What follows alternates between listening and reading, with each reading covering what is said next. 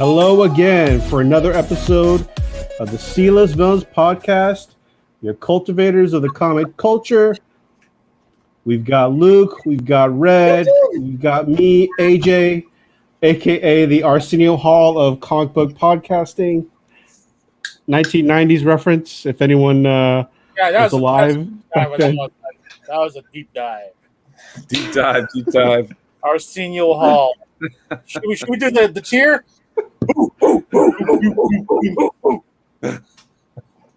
Did people don't know him from Coming to America 2 right now, right? If they even know. Oh, that was awesome. Coming to America. Yeah. Well, good evening, gentlemen. These guys our age that know about Coming to America, okay? Because it was called on HBO during 1987. Yeah, but the sequel came out, and that was kind of a thing during the pandemic. It was kind of a thing only for us old guys.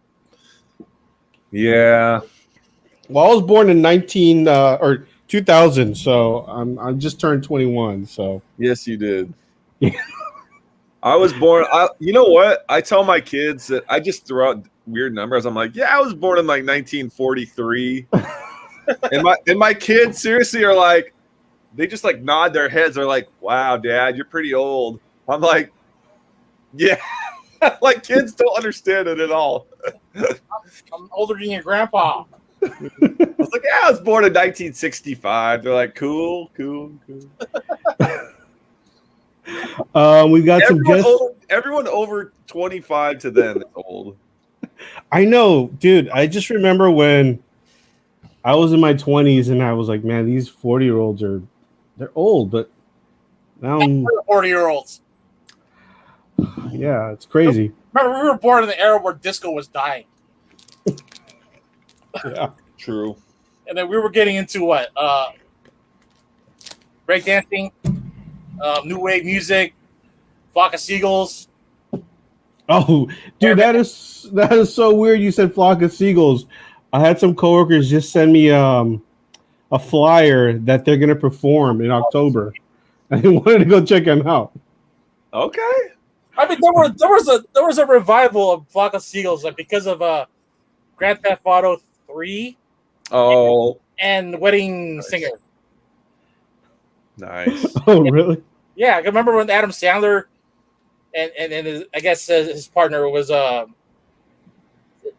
forgot her name, but yeah, sung the Flock of Seagulls songs. That was like their shit, you know. Drew Barrymore. No, not Drew Barrymore. It's she's no longer with us, but she used to be a guy. But he dressed up as Boy George. Oh, okay. Okay, I have no clue you're talking about. Okay. Hey. David Arquette's brother or sister now. Oh, she's dead? Yeah. Oh, man. I think she's dead. I know. I never feel my age. Seriously. I think it's because I'm like actually happy now. Like I'm happier the older I get. And it's pretty awesome. Well, like Miss So says, we're a Toys R Us kid forever. Oh. Yeah. Hey, and I'm pretty excited because Macy's is going to do like a mini Toys R Us like shopping experience this year. So wait, so they're going to have like a Toys R Us section inside the Macy's? Inside Macy's, yeah. They need to, man. I mean, it's kind of sad to know that malls are dying. You know they are, because the big mall, even by my house, has lost 3 of the big end cap stores. Like Nordstrom's left. Macy's. Damn. Sears left. Macy's is still there. Macy's is still there. Sears has been gone since like 3-4 years now, I think, right? Yeah, 3-4 years. Yeah. I mean, I don't. What do teenagers like? Where do they hang out at? Like on the weekends? Then there's still a ton of teens there at the malls. Actually, it's full of teenagers. Oh, okay. Yeah, they're still loving it. That's like the place to congregate, but you know. Yeah, of course. Yeah. When there's an arcade in there and eatery. Yep. You know, gives them ample amount of activity to hang out for the day and spend your money. Yeah.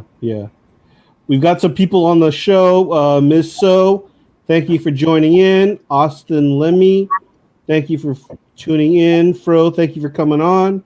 Hopefully, we'll get more people coming on. Yes. Well, we're talking about kids. I'm over here adulting, folding clothes. Yeah, you're folding clothes. Miss So says, I was never a mall kid. Hung out at books. Dude, I'm with you on the bookstores. I am with you. Borders? Is it Borders? Right? Borders? Borders Books and Barnes and Noble were the two big ones. Yep. Yeah. And man, I used to love going to what was the music store that had graphic novels? Tower. Tower, yes. Tower Records, yep. Yeah. Anyone who lives in Southern California, Orange County, the Tower Records in Brea, I would go there all the time. Man. So much fun. Yeah. So much fun. I remember there's just like certain nights where I'm like, I'm not going out with friends. I'm just gonna nothing to do, just go out to the Tower Records, listen to some music, read some books, and then just go home. Totally. Yeah, just browse their graphic novels, read them, listen to the free music. Yeah. That's great stuff, man. I used to just go to Walmart at midnight. Just to I can attest to that because I had gone with you. Luke, that just goes to show you how small of a town we used to grow up in.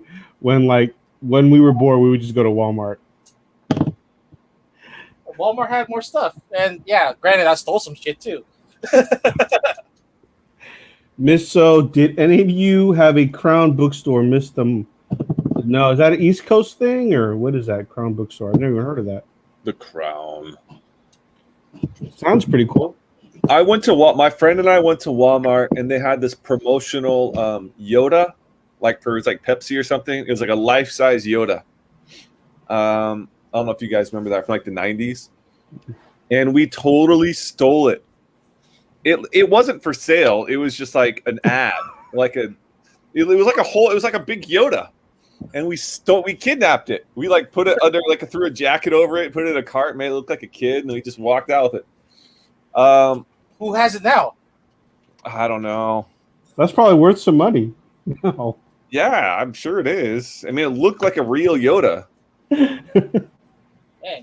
All my friends stole were wet floor signs or those the yellow floor sign? Yellow floor signs and the tent advertising outside of restaurants. I'll just take that from the sidewalk and walk away with it or jump in the truck. Wait, the what advertising? You know the stuff where it's like a chalkboard and you write down today's specials? They're called tent advertising because they're shaped like a triangle. Yeah, the Pepsi. I just looked it up. The Pepsi Star Wars promotional from 1999. Oh, nice. There's one on eBay. It's $2,200. That's probably the one you stole. I know. I think my friend probably has it. Who knows? How would you ship that thing? Was it like 3 feet? I mean, you could probably put it in a box. Man, this thing's cool looking. Actually, I kind of want to actually want to buy it. Was it a heavy item or was it pretty light? No, it was made from just like latex. So it was okay. With like a foam core. So it was super. It looked and felt real, and they had glass eyes. So if you saw this, you'd be like, "Is that a movie prop? Like he has real hair?" And right. From the second trilogy or first trilogy? The one where he's all dying looking. Yeah, more or second. The one where he's older, like end of life Yoda. Okay. Pre-Force Ghost Yoda. Yeah, pre-Force. Yep. Miss So says that Crown Bookstore is Midwest only, I guess. So I guess, well, Miss So, where are you from? Who's friends with her? Is anyone actual friends with her, Miss So? Where are you from? I'm assuming Kansas or some shit like that, or what? We're friends with her now. We should I'm just saying, yeah, we're friends with her now. But I'm just curious as far as where in the Midwest she's from. There was a question about what was the arcade in the Sherwood Mall? Red, do you know? Whimsy. I think it's Whimsy. All right. I forgot the other one. The one that you have to go downstairs, like within the fucking old parking garage. But there was another one on the other mall. Since Stockton has the two malls are they're next door to each other. I don't know why. Yeah. That's how it's set up. Okay. I don't know why I was more of a Modesto Mall guy. I like the Modesto Mall better. Personally. Because you hated to go with the crowd. You're anti crowd. That's true. Yeah. You want to be the kid that's going to be different. Like I want to be the cool kid. So she grew up in Georgia, but currently lives in Illinois. Okay, cool. All right, guys. Well, before we start the show, again, make sure you like and subscribe. Hit that notification bell. That way you know anytime we have a new episode up. What we've been doing every Thursday, we've been talking about What If.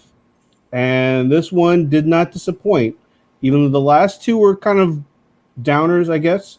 This one picked up the entertainment again, right? The fun. It did put up the fun. Who wants to go first and give their thoughts and reactions on it? Luke, you want to go? Oh, all right, go, Red. Did it feel like it was more Disney than Marvel? That Thor had this guest on from Beauty and the Beast kind of vibe. Yes, it did. Like, he was boisterous and all types of fun, and how the storyline would go is like big asshole Thor over there partying, and the girl who's like a straight lace nerd falls in love with the asshole kind of deal, right? Yeah. That whole, I guess, teeny popper storyline that gets recycled over and over again. But you would think that him growing up with not growing up with Loki would really change him much. It just seemed, you'd think that way, but you end up just being, just a little bit more braggadocious, but then still have that good boy background because his mother raised him right. Yes. It definitely showed how much of a mama's boy he is. Yes.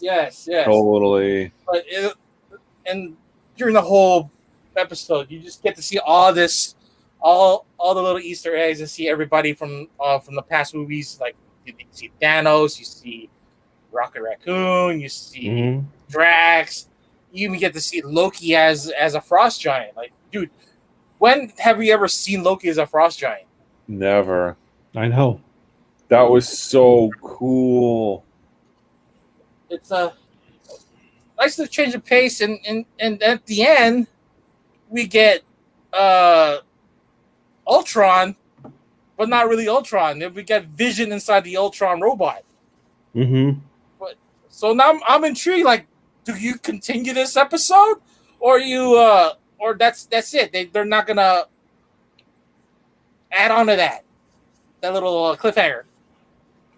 All of them had the cliffhangers that they haven't really dived into, so I'm assuming that's just how this one was going to go as well. Yeah. What about you, Luke? What did you think? I've been reading comments all day about it, and guys being like, this was the worst episode. I hated it.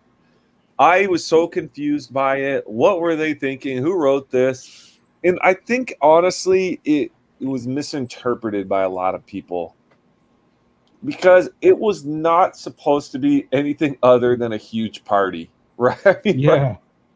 That's just what it was. Like, if Thor was basically had the part of Loki in him that Loki never became, right? The god of mischief and fun and revelry. And that's what it was. So Thor kept that within him instead of being the older brother or like whatever. Yeah.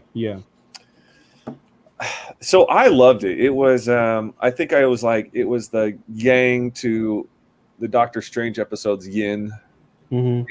It was like, it was the balance. That Doctor Strange episode was so just like sad, depressing. Yes. Mm-hmm. It was like a Shakespearean tragedy, and this was the Shakespearean comedy. It was awesome. I loved it. I loved every minute of it. Okay, so I have a question because I don't know much about Loki's lore, but because he was raised by the frost giants, he's in his natural form. So when he was raised by Odin, so is his like human form? Is that like he's just manifesting that, where his actual form is that blue giant form? That's a great question. Yeah, 'cause he can't turn into other people, right? He can't manifest or transform into other people. So he stays in that form in order to be assimilated into that society versus being a frost giant and then have people fear him. It's the But I best way. mean, when he was a baby, he didn't know that, right? So I He did mean, not know that, but he was still small. He was the baby. He was still taller. But as soon as he has some cognitive thinking when he gets older, that he realizes that he's different. So in order for him to fit in, he would have had to cover up his true form. okay, Yeah. yeah, because I was a little perplexed by that. I mean, it's actually, I mean, I know it's a comic book, so they can always make up some whatever Yeah. rules they want. But I was just like, oh, he's actually like his normal form, I guess.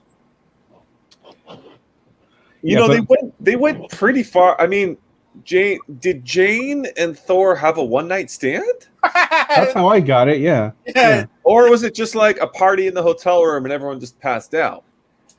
I got the impression that they hooked up. Because I think even Kat Denny's character says something about like, oh, is that what you're calling it? Diplomatic relations? Yeah, that she was being snarky, but yeah, Yeah. that's how I interpreted that too. They did the horizontal lambada. It was, and then he was still scared of his mom. I liked the episode. It was entertaining. Yeah, and then you had Captain Marvel beating the shit out of him the whole time, and you know, I guess being the bully and all, just trying to get him to stop partying, and all of a sudden at the end, she realizes like, all right, this guy isn't bad. And I got to go help him cover up for this shit that he's done. That way he looks good in front of his mom. Yeah. So definitely, it's a story with heart. It's, Story with heart? I don't know about story with well, hey, heart. they were fighting the whole episode, and by the end, they made up. You know what? They should just do a what if Thor and Captain Marvel had a baby. That's what they should do. A what if. Oh, Thor and Captain. Okay. Yeah. How would that work? And that might be interesting. Yeah. The one thing I have to say I did not like was that little. They had to end it on some sort of like bad note. You know, like I would have loved it if they just left it on a high, and then this would have been like the world that everyone would want to live in. Well, that's how the Watcher had described it until Vision appeared at the end. Yeah, and that's why I did not like that. I was like, just give us one where it's like Happy ending, just one happy ending, huh? yeah, one positive note, you know. Oh, did you guys see the Infinity Gauntlet with all 5 stones? Yeah, That was like, I went back and paused that for a minute. I was like, whoa! So that's like, they actually got all 5 stones. Because, like, I don't know if that's Thor, how crazy he is. He just went out and got all 5 Infinity Stones. Wait, All 5, or was it 4, and then the one that's still on his base is still attached to him? I thought the gauntlet was in Asgard. In that hall they walked by. It looked like all 5 were on there. Oh, it was in Asgard. Oh, that I missed. It was so, he walked by it, and my son saw it, and he's like, the Infinity Gauntlet. I was like, wait, what?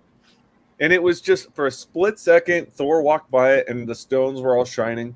It could have been 4 or 5. Or how many are there total? 6? I think there's 6 total. So I think there was 5 on there. Yeah, each finger, and then the one on the back of the palm, right? Yeah. Yeah. So I think there were 5, and then the one at the end, obviously, on who was it? Ultron, or who showed up? Vision. It was Vision as Ultron. Yeah, Vision is all. Yeah, it was like so I was like, what is going on? But he had the Infinity Stone, obviously. But Thor had the Infinity Gauntlet with all the stones and with 5 stones. I was like, so this guy's like crazy fun, but obviously he's crazy powerful. Has there ever been a storyline where Vision turns into Ultron? I don't think so. Yeah, that was kind of new. Yeah, but they're gonna make a Funko out of that. So I just realized they already started making What If Funkos. Oh, they are. Really? Yeah, they had well, I saw a bunch of the I think they call it King Killmonger. Yeah, but they also from Target. They also had Loki Gator. Oh, they do? Oh, Yeah, okay. Loki Gator. That's kind of cool. Yeah. Well, what do you guys want to? What would you rate it, Luke? CG or comic book grading? I would do a solid 9.6. All right. Okay. I really enjoyed it. I thought it was just about perfect for what it was, and I didn't try and make it anything else. Yeah, it was a dumb feel good movie TV show. It was just fun, awesome. I loved it when like Ragnarok, he like tore the statue, the arm off the statue. Oh, that's right. That's right. It's like this is just so good, so good. I was surprised that actually now I'm thinking about it, how carefree and how much of a nice guy Loki was. Like there was no Everyone evil. was. Yeah. And I almost think it was because like no one in the universe were enemies. And that may be why he got all the Infinity Stones. Like there was no war, there were no enemies, there were no invasions, because there was no evil Loki to create mischief. And they had a bunch of the scrolls in there too, and I was like, "What?" The scrolls were just chilling, and everyone was chilling. All the bad guys were good. Everyone was hanging out. Gamora was in. Oh no, not Gamora. Nebula was there. She's like, I gotta go see my dad. Bye. Just all chill. I was like, yeah. What? So Thanos was obviously not evil. It just seemed like a different universe where everyone was just happy, except for obviously Vision. Was the DJ. Wait, who was the DJ? Jeff Goldblum's character. Oh yeah, yeah. He's like, gotta go, guys. Talk to you later. Yeah, I think most of the original cast had voiced their characters on there. They did. I actually looked it up. I think the only ones that didn't were Chris Hemsworth. No, I think he did. No, he did. It was the Drax character. I think that guy voiced 2 different characters. Okay. I know Taika was on there. Yeah. Taika Waititi, definitely. Natalie Portman, because my wife looked at it. She's like, "Is this it?" Because I didn't think it was. I was like, "That's not Natalie Portman." And she's like, and she looked at it. She's like, "It is. It's like her." She had to be on it. She's gonna be in the next Thor. They probably like, hey, stipulation is you got to do this voice recording because we're making you the next Thor. Well, she's got kids too, so it was probably fun. Oh, that's true. Yeah. So she is a mom now. So well, let me know. I'll see what I can find. Ooh, Ripley, nice. Yeah. Red, what do you want to give the comic grading scale for this book or for this movie? 9.6. It was 9.6. Great pace, great storytelling. It felt like I was watching Beauty and the Beast and all those, Disney classics. Yeah, it made me feel good at the end where he asked her out, and that was, yeah. He asked her out after. Okay, do you think that was a sincere asking out? Yeah, that was after he explained. He not explained, but he asked her like, "Hey, why'd you rat me out to my mom?" Right, but he forgave her for that, and because he deserved it, and I think he not really asked her out, but he just said, "I'll see you next time." Well, did she ask him like, "Why don't you just ask me out now?" And you promised her to take her to a planet full of unicorns. Yeah, yeah. I mean, how much game is that? That's all. I mean, if you take a girl and a planet full of unicorns, it's over. You know. Done. Done. Done. Done. Miss So has a question here, or more of a comment. I don't get making Natalie a version of Thor. Makes no sense to me. Well, okay. That's another what if. That's actually part of the book. Which, what if Jane Foster became Thor? Well, it's not even a what if. They actually made it canon. There was a whole run with. It stemmed from that what if episode or that the what if book. And Miss So, if you ever get the chance to read the Thor run of Jane Foster being Thor, it's actually a good read, and that's where they're drawing it from. So I mean, it's shockingly, it's really good. It's really good. Not be disappointed. Spoiler alert, she dies. Well, she gets cancer and dies. Yeah. The what if though, where she becomes Thor, is hilarious because her name is Thordis. And I really hope they keep that name for the movie and call her Thordis. or it's a running joke at least. A running joke would be good. But she came back, and now what is she? She's the Valkyrie. That's it. She's the Valkyrie. Yeah. Well, like you guys, I'm also giving it a 9.6. The only reason it's not a 9.8 is that ending. Yeah. They should have left it on a positive note, I think. Yeah. That's honestly the only thing. I was kind of like, huh? What a weird way to end it. Yeah. All this fun, and then you got to leave it. I know. Ending. I wish they would have ended it just a big rave. Them him crowd surfing or something. Yeah. All right, guys. Let's move on to some entertainment news. Luke, you've got something that you wanted to drop to us, so why don't you bring that out for us? Super exciting entertainment news coming out of Japan today, everybody. The one and only Shigeru Miyamoto got on Nintendo Direct and announced a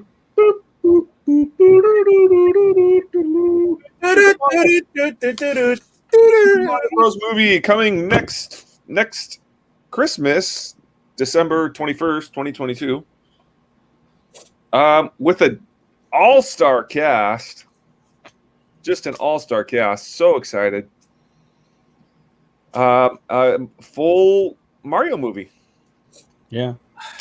Why don't you give us the cast for us so that we can give our thoughts on it, sir? All right. First up, we've got Mario himself, Chris Pratt. Okay. Good. That's a good pull. That's a good booking right there. Good casting. Chris Pratt. Then for Princess Peach is Anya Taylor. Oh, what's her last name? Anya Taylor from Queen's Gambit. Which is honestly great cast for that. That's a perfect casting. Mm-hmm. Mm-hmm. Let's see what else. They just real serious. Yes, but she can be kind of like silly and goofy. Jack Black is Bowser. You got Charlie Day as Luigi, and then you've got Keegan Michael Key as Toadstool. Oh man! All right. Yeah, I don't think Toadstool. I don't know if I've ever heard Toadstool speak like a voice. Does he do just like woohoo and all that stuff? Just like a little sound. So it's gonna be funny. No, your princess is in another castle. It's gonna be hilarious. So this past few weeks I have been on a tear, but just randomly and looks like it's gonna really pay off. But I have been buying Mario book and Zelda books and Game Boy comics. This is like that's all I've been buying, and I'm going for a whole set of them actually. So best I can do it. So I don't think it was awful. It was just because the era of the early 90s where every property, video game, comic book out there was being made, and the special effects weren't really up to date yet to do it. So they had to find a way to make Mario and Luigi jump up real high, so they gave them jet boots. But the Koopa Troopa costumes were pretty legit on that first original Mario. But when you're thinking that Mario's supposed to get the princess, John Leguizamo's character, which is Luigi, ends up getting the princess because he's the good-looking dude. That's what happens in the movie? Yes. I don't remember watching it. I don't think I've ever seen that Mario movie. So, who is Bowser? Who was it? It's Ricker Howard. It's Ricker Howard. Yeah, I remember it because he was also on Buffy the Vampire Slayer, the movie. Okay. Oh, all right. What about the Koopa Troopas? What were they like? Was it? Were they just turtle looking things or what? Yeah. They're just. If you could imagine, remember the Kanye West video where he has the big T-shirts that look like this? Yeah. Imagine that with lizard heads, but small lizard heads. Okay, I can get with that. I mean, it was good for the time because I think the year after we got Street Fighter, the movie, and Mortal Kombat. I think we also got Double Dragon, but it was direct to video. That same time frame. So yeah, there was a lot of video game inspired movies that came out during the early 90s. Quite disappointingly, it was Street Fighter that really sucked. Well, I mean, who was in Bison? Wasn't it Raul Julia? That's right. That was some bad casting, though. I don't say it was bad casting. It was just bad altogether. Badly written, badly acted. Why would you pick a French Belgian guy to play an American Guile? I mean, he was the go-to action guy, though. I mean, yeah, just because he could do that one special kick that Guile could do, but then everything else is he doesn't do the actual moves from the video game. He just does his shit that he done from kickboxing.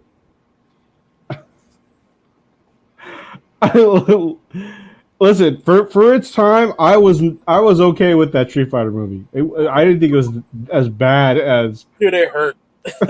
Street Fighter movie hurt, but luckily Mortal Kombat made up for it. Only one.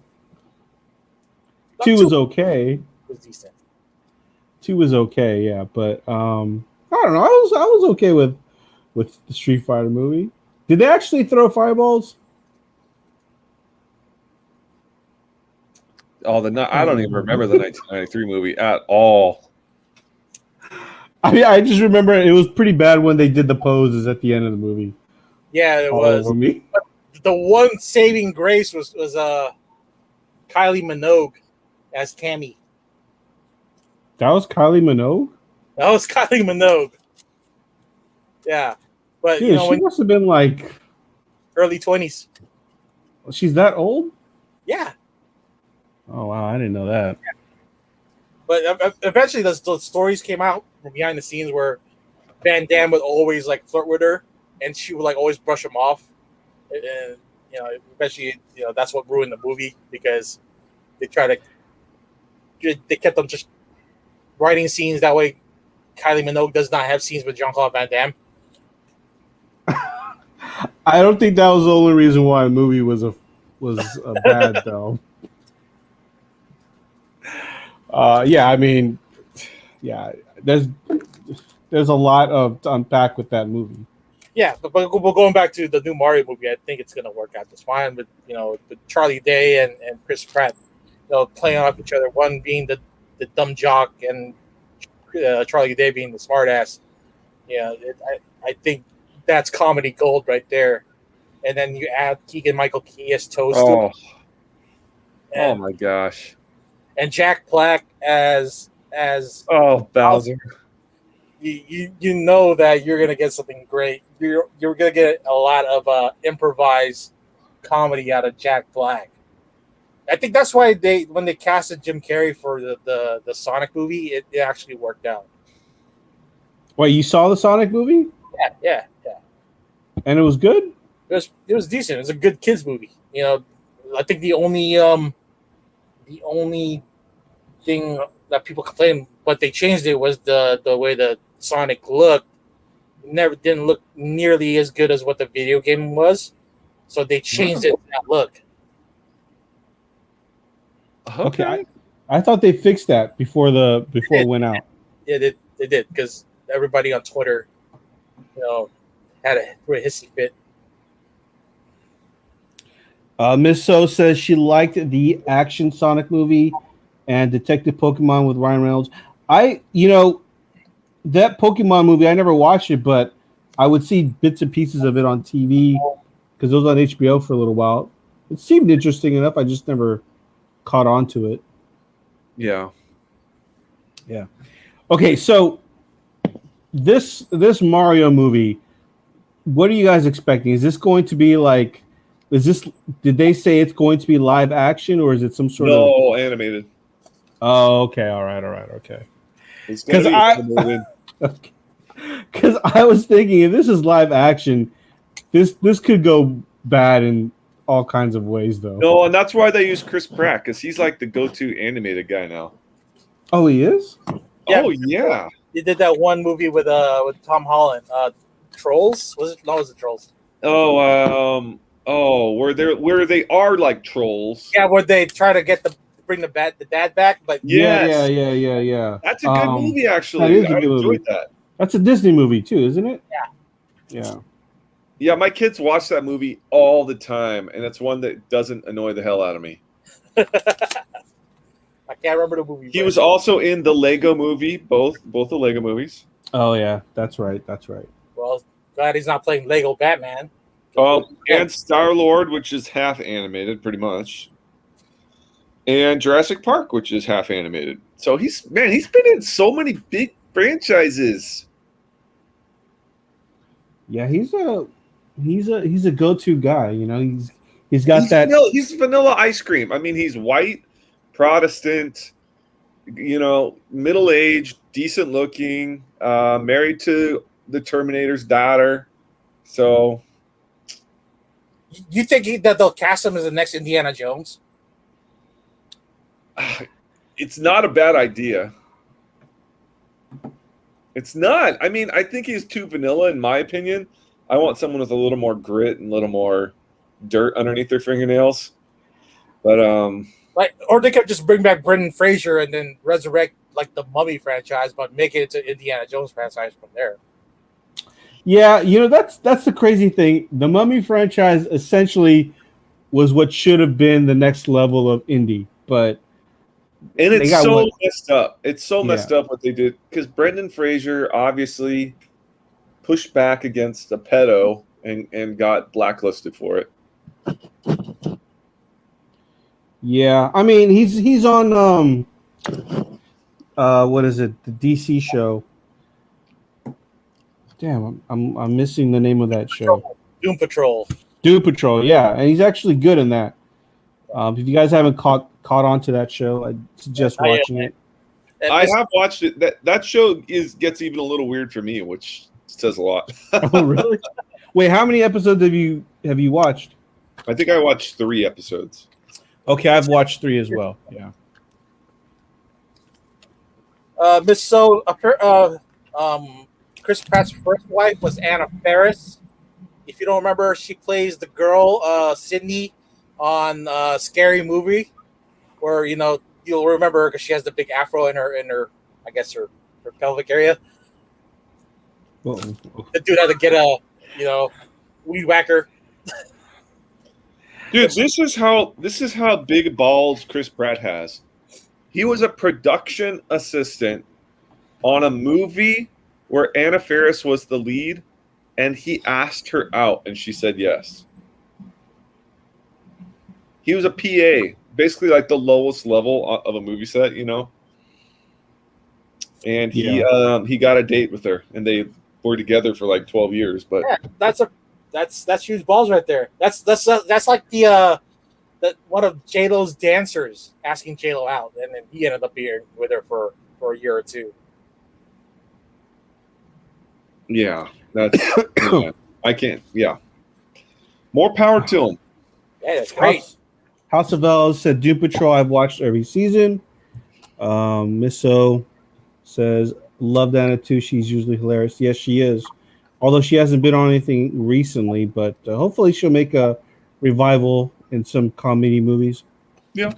Well, Yeah. let's go back to the Super Mario movie. Like the only way it could work as a live action film is what if Mario had tripped out on mushrooms? Yeah, it would have to be, if it was live action, it would have to be some sort of weird meta Mario. Meta Mario. Yeah. No, that was the 1993 one. Like, they tried to make them actual like action heroes, which was so dumb.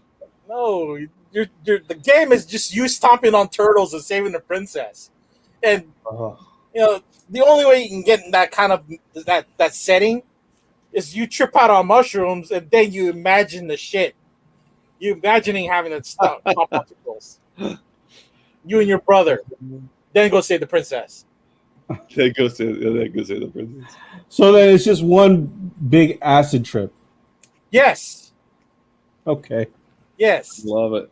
Well, you're going down pipes. You don't know where the pipes are going to take you. Where are these pipes going? You're shooting fireballs after you eat another set of mushrooms. What else? And then you get invincibility for a few seconds after getting a star. Yeah, so you have to be tripping on mushrooms. But make it like Sucker Punch, where they can be imagining this, but in real life they're actually doing something else or killing somebody. Like what now? Like Sucker Punch. Oh, okay. Yeah, I guess. Yeah. I mean, I think it's better that it's probably animated, to tell you the truth. Yeah. Well, they're trying to, I guess, bring in a whole new audience, especially for Nintendo. You know, and the fact that there's a new Switch coming out next year, that they're all going to coincide. Yeah, it's good marketing right there. I mean, just like how they did it with Wizard, the new Mario Brothers movie. I wanted to go back to should Chris Pratt be Indy? I don't think so. I mean, they're doing another one with Harrison Ford. I mean, who knows if Harrison Ford's like, I want to do more of these. I mean, it could be a while before Harrison Ford actually gives up that mantle. Look! I mean, I'm glad he's doing it at his advanced age. You know, so we'll cherish that, and hopefully this new one will erase Kingdom of the Crystal Skull out of the timeline. Oh my god! You can't, dude. It's already canon. I mean, you can't erase that. I don't think it was Shia LaBeouf's fault that movie tanked. I think it was a cash grab that they written it too fast, and man, it just sucked balls. You didn't like the whole chase scene when like his son is swinging from vine to vine. I mean, you didn't like that? Oh man, it was so bad. Yeah, dude. With Indiana Jones, there's this. They stick to like reality-based action. Or when it comes like the swinging on vines, you're jumping the shark on those. I mean, they even did the Tarzan noise. I remember watching. I was like, "What the hell?" That movie jumped the shark. Yeah. The next one needs to grow a beard. Mm-hmm. Yeah. All right. Well, that's what we got for the entertainment news. Luke, anything significant you picked up this week? Well, no. We are we saving Visions? Yeah, Visions is on Monday. Yeah, we can touch up upon it a little bit. We can tease them. You can tease a little bit now, right? Just a little bit. Just a tip. All right. Just the tip of the iceberg. All right. Well, overall, good, bad. You love it. I watched. They're only 13 minutes long with credits, so 9 episodes. And I watched 2 episodes. I put 2 on. I got on the treadmill. It was awesome. 2 episodes worth of walking on the treadmill, and Wow. I mean, I don't want to get too much into it, but that first one Yeah, was yeah. magical. It Yeah. was. It was. I want a whole movie. I want a whole movie. Did you want to be set in old, I guess, feudal Japan? I Like- wanted that. I wanted that exact style. I want With those robots. characters. I want those same voice actors. Lucy Liu was in that. Man, they got some good. Was the bandit leader? Great. I want a whole series of that first one. I loved it. All right. I loved it. It was for anyone who hasn't seen it. It's black and white except for Hints the of red. lightsabers and like some of the buttons. Yeah. So like R2D2 was colorized and Yeah. 13 minutes worth of awesomeness right there. And the way they had written the story, it didn't have to get into the weeds of it. They just started off where there's a guy at the coffee shop, has a droid, then all of a sudden the town gets attacked, and then he comes in to save the day. Yeah. It's like, Yeah. like a samurai showdown. I mean, it's very much. It is just essentially wandering Ronin is coming to save like poor people, just like every other. That's what they say. samurai Ronin, type of thing, Ronin, yeah. thank you. Yeah. They're thanking him. They're like, "You're a Jedi. Thank you, Jedi." And then he shows his lightsaber, red, and everyone's in shock. And I was in shock. I was like, "He's not," because I thought he was a Jedi. But he's not a Jedi. No. And then he opened his cloak and the red Kyber crystals. Yeah. Man, So he's a Sith. He's a Sith hunter. He hunts Siths. And he might be like a former Sith. Yeah. So he's reformed. Which, if that's canon, that's huge. Oh, that sort of kind of plays on the Nth Jedi, which is like episode 7. I won't spoil it for you, but yeah, that one. Yeah. Let's leave everything else till Monday. And then the second one was good too. It was like lighthearted. I didn't even think about that genre in the Star Wars universe. It's just Never. And You know- JGL. yeah, JGL did awesome. it's just a kid that want to play music. Like, dude, that's sweet. And I had a smile ear to ear the whole episode. I was just, and when they started jamming, I was like, "This is a bop! Like this is a yeah. Yeah. And I think it's the same animators for My Hero Academia because it's that kind of art style. With that I one, was like, this song could actually be like a real song. Like, and I would. It was so much fun. I Yeah. want to go watch the Japanese version of it just to hear that one song in Japanese. Yeah, but it's JGL. I'm not gonna. That's one I'm probably not gonna listen to. So That's his boy. That's his boy. Yeah. I'm not gonna say anything. I'm waiting till Monday. So. But yeah. So that's a little teaser for everyone. But we are going to do a complete review of the show. We're gonna actually rank the episodes You want on Monday. to just go episode by episode, 1 through 9, and then we'll do the ranking at the end based on that and story. So we're gonna do 9 separate episodes. I mean, I guess we could. Yeah. We'll just do the 9 episodes on that episode. We'll just do a 5-minute review each time for the episode or since if E-Man's not going to be on, we could just do 3 episodes each of us. We'll do our personal review on it. Take turns. We'll just serpentine right through it, and then. But if E-Man does get on it and hasn't watched, we can still do that. It's up to you, though. You just made it all confusing. Let's just do a review on Monday. All right, we'll do a 9 episode though. We'll do a 9 episode review. I love it. We'll knock that episode. We'll discuss off air, Red. This is way too confusing now to talk about it on the show. There is. Ew. I mean, we could slow play it if you want to. Yeah. What about pickups? Anything picked up, Luke? I've just been buying stacks of Super Mario Valiant comics. So as many as I can get to try and get. So I'm doing like the Captain N runs. But I'm also doing like the original Super Mario's, but then there is a second print run they did too. So now I have to find these second prints. Ooh. And these are tough to find books. So in my travels, oh, check this out. Where's that? I got one that is, oh, here we go. Signed by Jim Shooter. Whoa. Oh, nice. That's pretty cool. So number one, that's signed by Jim Shooter, and then I bought it, and then check out, I flipped it over. First print number one.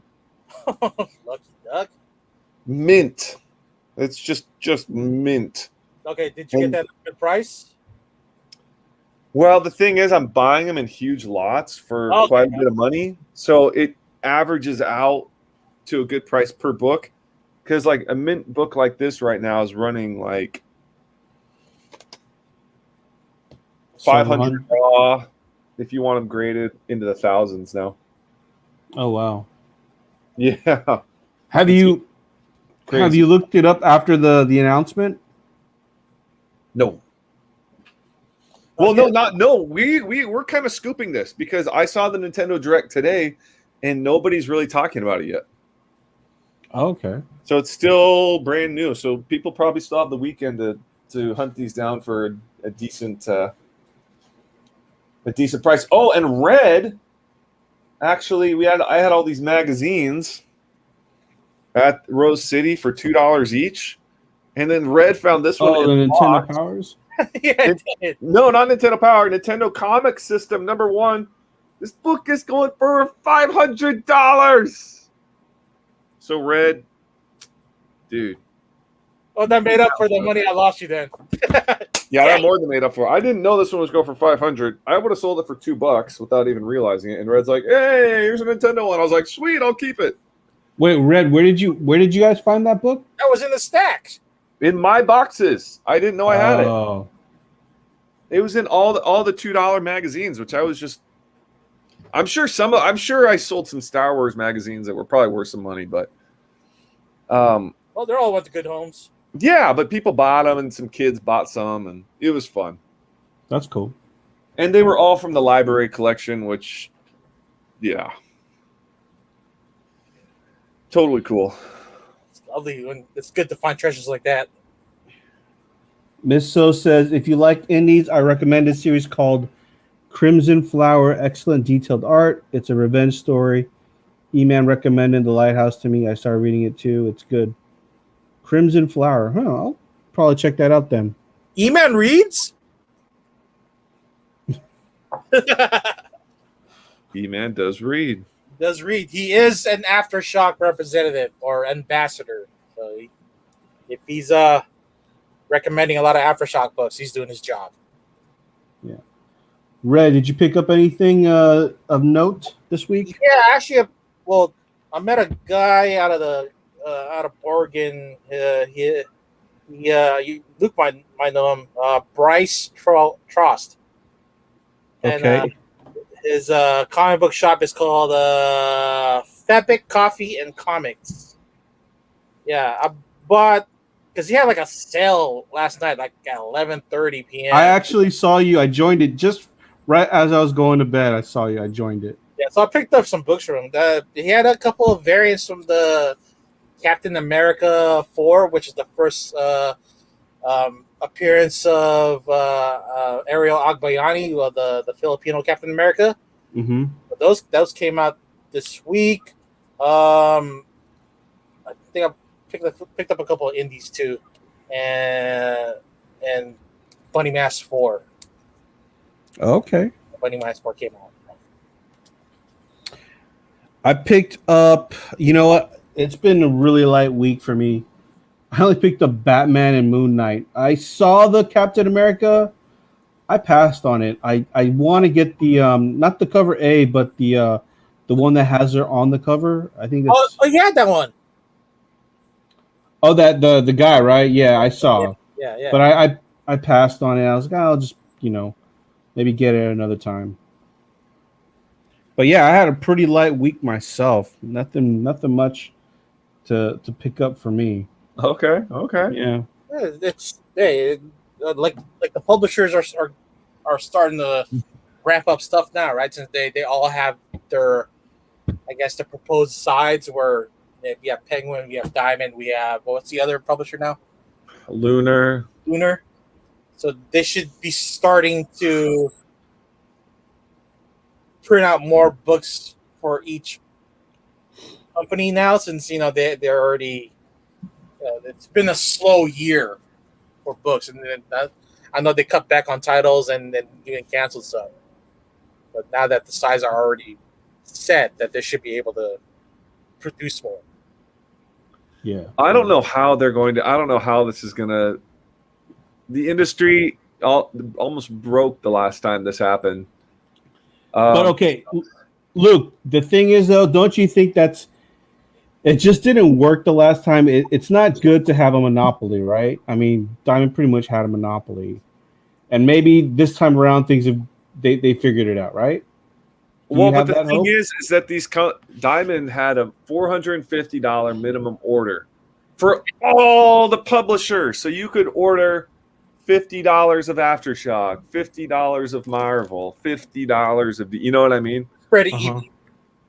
But now it's $450 still for Diamond, but now it's $500 for Lunar and $500 for Penguin.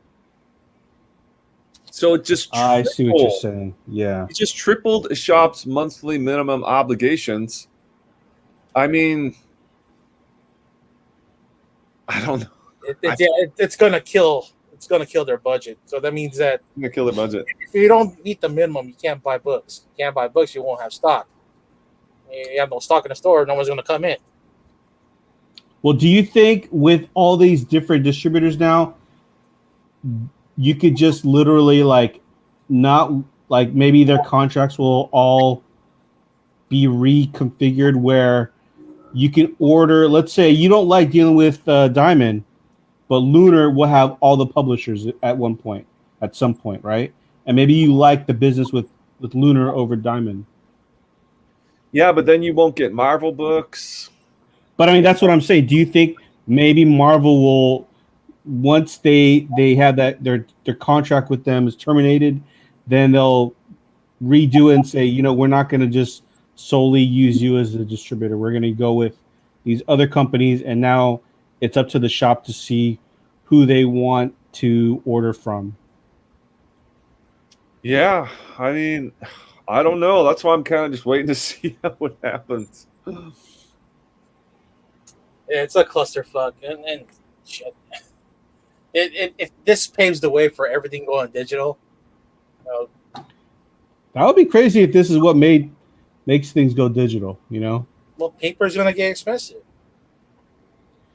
Paper's gonna get expensive, and then if everyone goes to digital, comic shops are all going to shut down. Then everyone just buys and reads comics digitally, and then we just buy and sell in back issues. Yeah, that's the whole green initiative where these publishers have to have at least 50% or more of their product have to be recycled product, right? Print on that. That could kill the industry. I mean, unless Marvel or DC starts printing their comics from recycled paper or something, right? Yeah. Who knows? Yeah. All right, guys. Well, with that being said, we've covered all the topics tonight. We'll be back Monday. We are going to do a Star Wars Visions review. So make sure you guys tune in. Let's see. Oh, we do have something from Miss So before we leave. Crimson Flowers, Dark Horse, not indie. Okay, it's still kind of indie-ish. No one's. That's true though. No one does seem to read Dark Horse anymore. Well, who's printing out Dark Horse books? What do you mean, Dark Horses? I mean, but who do you go through? Do you go through Diamond? Or Diamond still, yeah. Okay, all right. Okay. Yeah, I don't see my LLC ordering on any Dark Horse. Yeah, I don't see it either. I don't see them. It seems as though once they lost the Alien and Star Wars franchise, they didn't have a whole lot to offer. They're getting Jinx World with Bendis, but we'll see how that pans out. Yeah. All right, guys. Well, with that being said, thank you again for tuning in. Make sure you follow us on IG. You can follow at Luke Weeks, at C-List Villainous Red, at C-List E-Man. I am at AJ the Comic Collector, and make sure you follow our C-List Villains IGs, C-List Villains, and the C-List Villains podcast. And again, go. What was that, Red? Call the hotline at 209-975-7597. Text, call, day, night. You know, if you need life hacks, advice, financial advice, you know, give the number a call, see what you get. Or if you just want to talk to, get some therapy from Red, you know. Yeah. Make sure you go onto Luke's Facebook group, RKFA Comics, and go to his website, rkfacomics.com. Woo, woo. And we will all see you guys on Monday evening. Peace out. Hopefully we'll be here. Yeah. Thanks again for listening to another episode of the C-List Villains podcast, your cultivators of the comic culture. Make sure you follow us on Facebook and email us at clistvillains@gmail.com. You can also leave us a voicemail or text us at 209-975-7597. Be sure to join Luke Week's Facebook group, Rare Keys and First Appearance Comics. And you can follow us on our 2 Instagram accounts, C-List Villains and C-List Villains Podcast. Lastly, follow the villains on their separate IG accounts, at Luke Weeks, at C-List Villainous Red, at C-List E-Man, and I am at AJ the Comic Collector. Thanks for listening, and we'll see